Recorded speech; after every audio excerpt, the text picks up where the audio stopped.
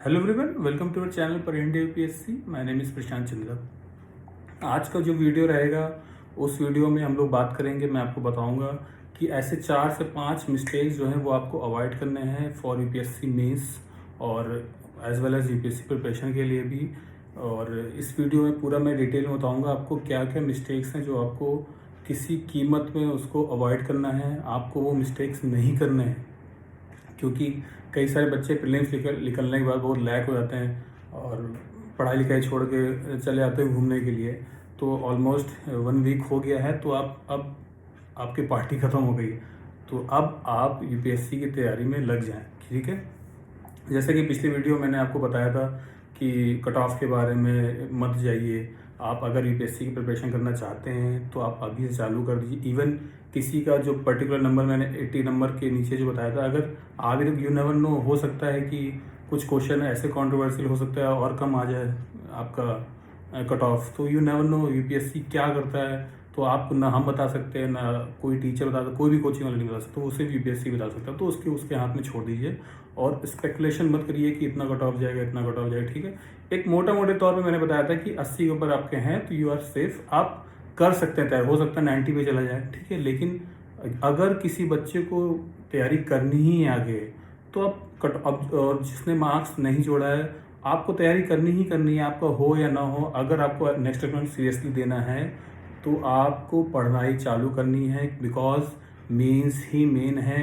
अगर आपने प्रीलिम्स में 150 मार्क्स भी लिया है जीएस में, इट डजेंट मैटर, आपका मेंस में ही 500 या 400 मार्क्स है, उससे क्या फ़ायदा। मैं कई सारे बच्चों को जानता हूँ जो प्रीलिम्स में बहुत अच्छे मार्क्स पा जाते हैं, बट मेंस में एकदम वो क्वेश्चन ही अटेम्प्ट नहीं कर पाते।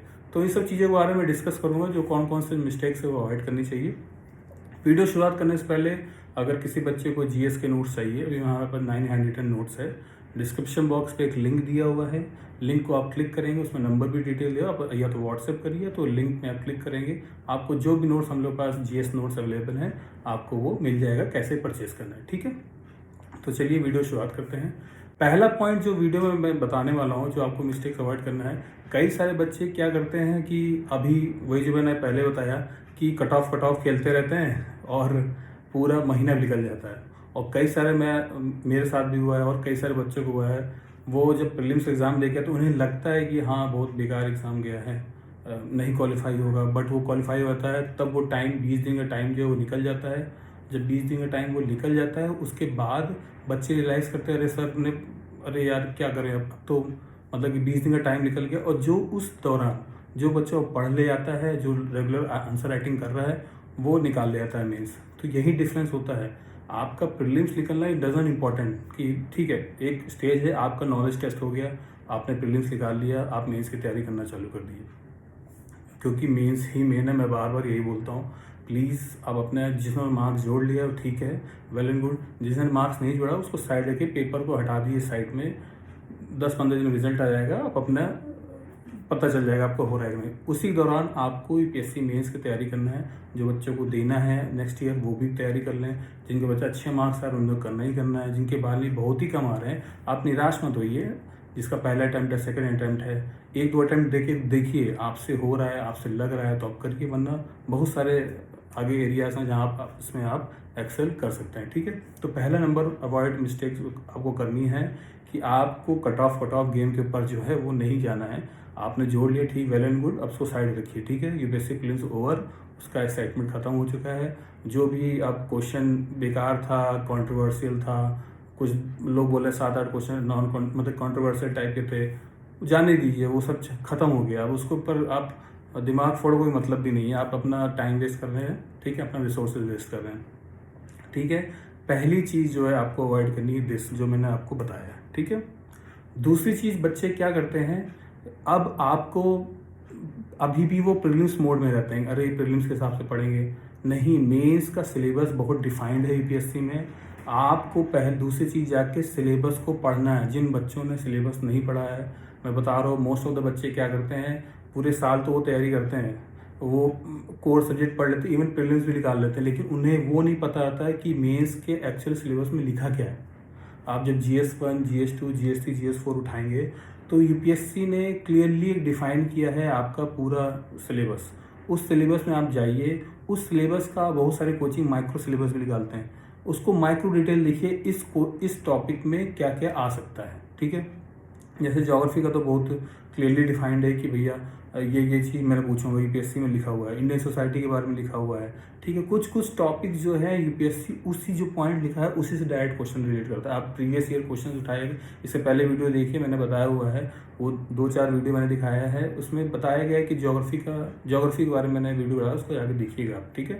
तो उस पेपर को उठाइए और प्रीवियस ईयर क्वेश्चंस को देखिए, कहाँ से क्वेश्चंस जो मेंस जो सिलेबस दिया रहता है उससे कहाँ से मैच कर रहा है। तो उससे आपको क्या फ़ायदा मिल जाएगा, जो आपका कोर टॉपिक वो आप पढ़ लेंगे तो एज इट इज़ मान लीजिए आपको वहाँ पे कुछ आता भी नहीं उसके बारे में, तो अगर फॉर एग्जांपल सस्टेनेबल डेवलपमेंट, अब सस्टेनेबल डेवलपमेंट में के अंदर बहुत सारे एसडीजीज गोल भी आते हैं, बहुत सारे डेफिनेशंस भी हैं। आप सस्टेनेबल डेवलपमेंट को एक पैराग्राफ रट के जाइए।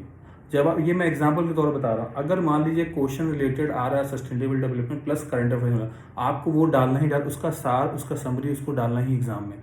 मैं इसलिए बोल रहा हूँ क्योंकि वहाँ पे ट्रस्ट मी, जब आप मेंस लिखते हैं 3 घंटे बैठ के, आपको टॉपिक के नाम नहीं याद आते, जो आपको लिखना है वो याद नहीं आता, वो मेरे सबके साथ हो जाता है। तो आपको सबसे पहले, दूसरी चीज़ मैंने क्या कि कई बच्चों को जो इवन प्रीलिम्स निकाल लेते हैं, जो प्रीलिम्स नहीं निकाल पाएंगे, मोस्ट ऑफ द 90% को they don't know the syllabus of UPSC. Just go to the UPSC website और वहाँ से यूपीएससी नोटिफिकेशन निकालिए, GS1 GS2 GS3 को एक एक पेज में लिखिए, उसमें GS1 का सिलेबस लिखिए, GS2 का सिलेबस लिखिए, GS3 GS4, ठीक है। जिन्होंने यूपीएससी प्लानर लिया हुआ है देखिए, उसमें मैंने सिलेबस डाला था जो एज इट इज़ आपका इसी का है, जो यूपीएससी के नोटिफिकेशन में है, ठीक है। जब आप वहाँ जाएंगे उसमें देखिए कौन कौन सा टॉपिक है इसमें और कौन कौन सा मुझे पढ़ना है, ठीक है।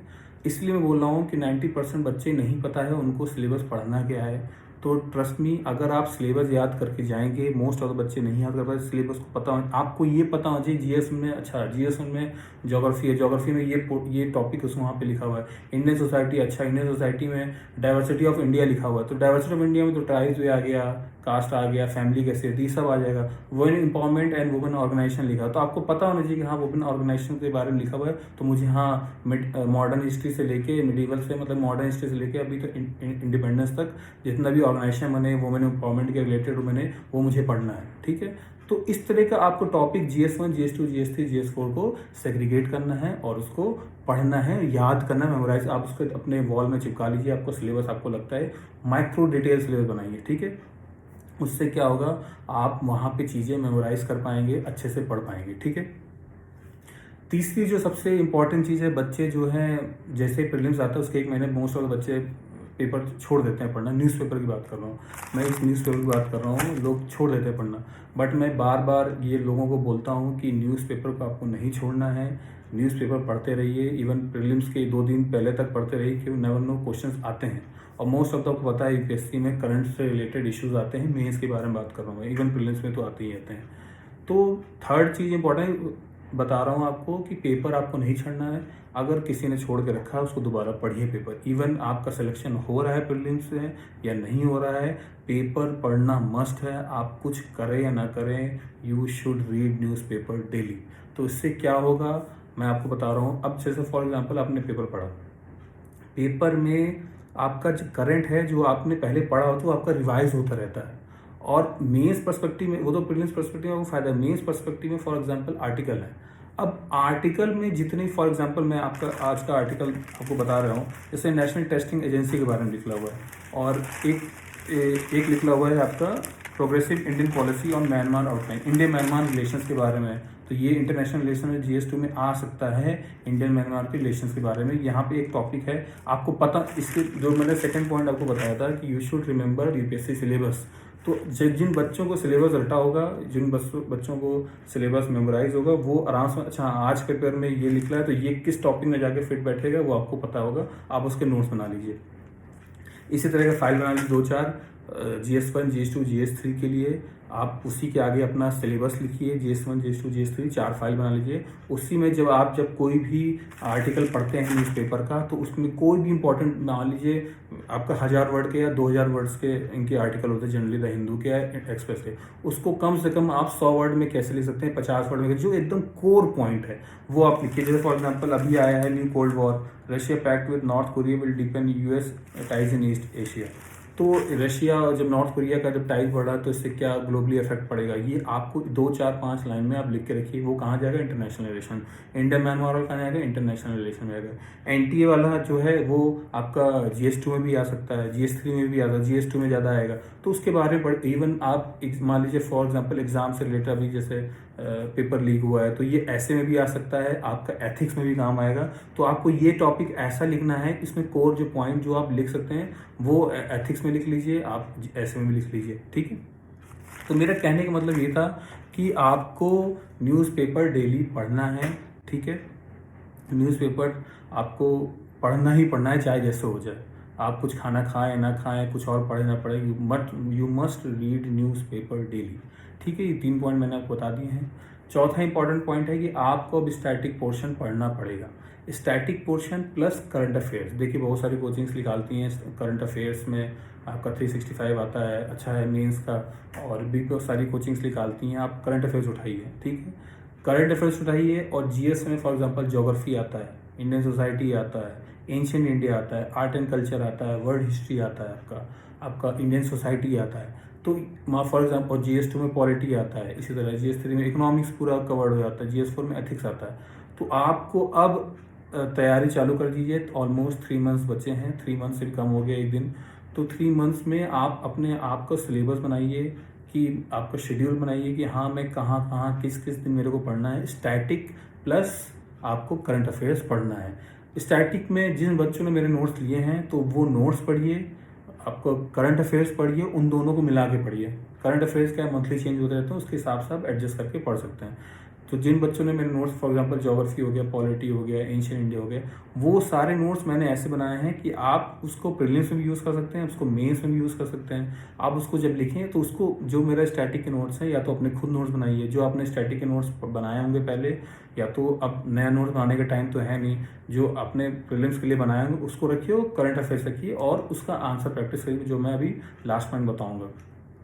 तो स्टैटिक प्लस करंट अफेयर्स के साथ मिला के पढ़ना चालू कर दीजिए, क्योंकि अब स्टैटिक पोर्शन यूपीएससी करंट के साथ पूछता है।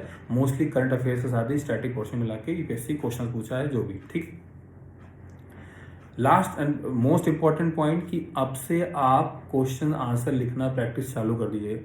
डेली आपको एक टेस्ट लगाना है, कोई भी 3 घंटे बैठ के। ये मैं बता रहा हूँ, बहुत आपको कठिन लगेगा, बट ट्रस्ट मी, जो बच्चे डेली दिन में, मैं तो हम लोग तो जब कहते हैं मेरा पेपर आज तक नहीं छूटा है, तो पेपर मैक्सिमम बच्चों का 80% मतलब पेपर छूट जाता है। 2 क्वेश्चन है, आपने 2 क्वेश्चन नहीं लगाए, आप वैसे भी रेस से बाहर हो गए, नहीं होता है। और जिनका होता है तो या तो एक पेपर में छूटा 2 क्वेश्चन, बाकी में वो लोग लगा के रखते हैं, या तो बहुत ही अच्छा आंसर, बहुत अच्छा इंग्लिश लिखते हैं, वो जो कि मोस्टली बच्चों का नहीं होता है। तो मेरे हिसाब से आपको डेली एक पेपर लगाना है, चाहे जैसे लगाना है। प्लस अगर आप नहीं भी लगा पा रहे हैं, आप करंट अफेयर प्लस स्टैटिक पढ़ो, तो बट 5 क्वेश्चंस आपको डेली लिखने हैं। वो तो कंपलसरी, वो ऐसे सब्जेक्ट लिखने हैं जो आप जिनका स्टैटिक पढ़ रहे हैं। सपोज करिए आपने पॉलिटी का स्टैटिक पढ़ा, आपने मेरे नोट्स पढ़ लिए या तो अपनी बुक पढ़ ली, उसका करंट अफेयर्स पढ़ा, कंप्लीट किया, प्लस उसका कोई टॉपिक पढ़ा, उसके मान लीजिए 5-6 टॉपिक अपने दिन में पढ़े, उसके 5 क्वेश्चन आप लगा लीजिए, नेट में हर जगह अवेलेबल है, या प्रीवियस ईयर क्वेश्चन लगा लीजिए। इस तरह आप डेली करिए। प्लस आपको एक पेपर आपको डेली लगाना है। अगर यही सब बच्चे 99% बच्चे नहीं करते हैं, और वही 1% बच्चे करते हैं, वही यूपीएससी में सिलेक्शन लेता है। ये सब ज्ञान देंगे कि आपको पेपर देना है, अल्टीमेटली आपको ही को करना है, राइट। ज्ञान देने वाले तो हर कोचिंग वाले, वो मैं भी दे रहा हूँ आपको, बट अल्टीमेटली हार्ड वर्क तो आप ही को करना है, जो बस हम लोग गाइड कर सकते हैं आपको, ठीक है। तो लास्ट चीज़ मैंने बताया है कि क्वेश्चन आंसर डेली, प्लस एक कोई टेस्ट सीरीज आप फ्री में उठा लीजिए, या तो किसी कोचिंग में ज्वाइन कर लीजिए। मेरे हिसाब से आप टेस्ट सीरीज लगाइए घर में 3 घंटे बैठ के, उस तरह का माहौल बनाइए घर में जैसे आप एग्ज़ाम देने जाते हैं, ठीक है। उसके बाद जब आपने टेस्ट दे दिया है तो उसी टेस्ट का सोल्यूशन अवेलेबल रहते हैं हर जगह, या फिर खुद से इवेलुएट करिए कि आपने कहाँ क्वेश्चन लगा है, कहाँ क्वेश्चन गलत किया है, कैसे सही कर सकते हैं, क्या लिख सकते हैं। वो जो क्वेश्चन लिखने का फ्रेमवर्क है, जो बहुत इजी फ्रेमवर्क है, जैसे मेरी भी इंग्लिश इतनी अच्छी नहीं थी, लेकिन मैंने फ्रेमवर्क में मैं आंसर, तो मेरे GS2 GS3 में या GS4 अबव 100 आते हैं, मतलब 100+ आ जाते हैं। और ट्रस्ट मी, जो करंट अफेयर्स और प्लस स्टैटिक पोर्शन करके गया है, वो GS3 में और GS2 में 100+ मार्क्स लाता है, अगर अच्छे से आपने GS प्लस करंट अफेयर्स पढ़ के गया है, और किसी भी कोचिंग का टेस्ट सीरीज लगातार लगाया है, या डेली 5 क्वेश्चन लगातार लगाया है, वो आप कर सकते हैं, ठीक है। तो मेरा कहना यही है, जैसे भी मैंने प्रीलिम्स बताया था कि नंबर ऑफ टेस्ट आप जितने लगाएंगे उतना ही आपका चांसेस रहेगा UPSC prelims qualify. Same mains का भी यही है, जितने नंबर ऑफ टेस्ट लगाएंगे, जितने नंबर ऑफ सेक्शनल टेस्ट लगाएंगे आप, उतना ही आपका बढ़ेगा। अगर आपको पास बड़ी बड़ी कोचिंग में ज्वाइन करने के पैसे नहीं है तो बहुत ही आसान तरीका है, आप उठाइए प्रीवियस ईयर क्वेश्चन उठाइए, या तो कहीं कोचिंग का उठा लीजिए, कहीं भी हर जगह फ्री अवेलेबल है, उसमें 5 क्वेश्चन डेली पढ़िए जो आप टॉपिक पढ़ रहे हैं। मान लीजिए एक चैप्टर आपने प्रीएम्बल का पढ़ा, या तो मेरे नोट से पढ़ा, या तो लक्ष्मीकांत से पढ़ा, या किसी बुक से पढ़ा। फॉर एग्जांपल मेरे नोट से पढ़ा, नोट्स प्लस करंट अफेयर्स से रिलेटेड करंट अफेयर्स सर्च मारिए, हाँ क्या क्या हो रहा है, उसके 5 क्वेश्चन आप लगा डालिए। तो इससे क्या होगा कि आपकी चीज़ों में दिमाग में मेमोराइज है, हाँ प्रीएम्बल से मैंने इतना क्वेश्चन लगाया। ट्रस्ट मी, आपको लगेगा शुरुआत में पेपर देखने, अरे यार मेरे कुछ याद नहीं, लेकिन जब एक बार आप लिखना चालू करेंगे ना, वो फ्लो बन जाता है, वो फिर आप लिखते रहते हैं। ये जो बच्चे लगातार प्रैक्टिस करते रहते हैं, ठीक है। तो यही 4-5 चीज़ें मैंने आपको जो बताई है, वो आपको मिस्टेक्स अवॉइड करना है। मोस्टली बच्चे यही करते हैं, नहीं करते हैं और उनका सिलेक्शन नहीं होता है, और वो इसी उसमें जीते हैं कि मुंगेरी लाल के सपने में, कि देखो मैं प्रीलिम्स निकाल लिया तो मैं आईएएस बन गया। बहुत बच्चे एटीट्यूड मारते हैं, बट ट्रस्ट में इतनी बार प्रीलिम्स निकालने के बाद भी कोई फ़र्क नहीं पड़ता अगर आप मेंस नहीं निकला है, उल्टा आपको गालियाँ ही मिलती हैं, ठीक है। तो ये सब चीज़ें, मेरा वीडियो बनाने का यही था कि आपको ये सब चीज़ें मिस्टेक्स अवॉइड करने हैं। आगे वीडियो में मैं डेली डालूंगा, आगे वीडियोस में और भी बताऊंगा। फॉर एग्जांपल आंसर्स कैसे लिखने हैं, ये सब मैं मेंस तक आपको बताता रहूँगा, ठीक है। I wish you all the best, thank you.